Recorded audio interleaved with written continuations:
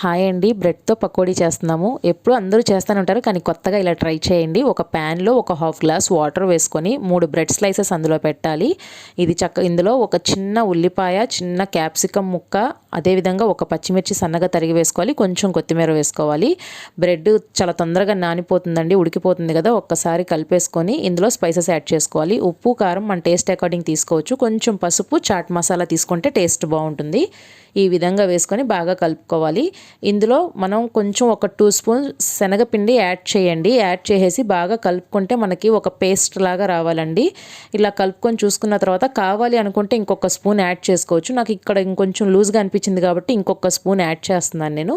ఈ విధంగా బాగా కలుపుకొని ఒక 2-3 నిమిషాలు సిమ్లో పెట్టుకొని ఉడికించుకోండి. ఈ విధంగా ఉడికించుకున్న తర్వాత ఇది చల్లారి పెట్టేసుకోవాలండి. దీన్ని స్టవ్ ఆఫ్ చేసుకొని దీన్ని చల్లారిపోయిన తర్వాత చిన్న చిన్న ముద్దలుగా మనం పకోడీ ఎట్లా అయితే వేసుకుంటామో అలా వేసి ఆయిల్ బాగా కాగిన తర్వాత చక్కగా ఈ విధంగా వేసుకొని డీప్ ఫ్రై చేసుకోవాలి.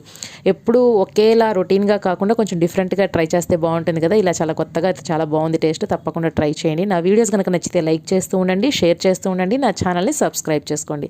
చూసారు కదా, ఈ విధంగా చక్కగా ఎర్రగా గోధుమ రంగు వచ్చే వరకు వేయించేసుకొని మనం ప్లేట్లోకి తీసుకొని సర్వ్ చేసుకోవచ్చు. నేనైతే సాస్తో సర్వ్ చేశానండి. మీరందరూ కూడా తప్పకుండా ట్రై చేయండి. Thanks for watching.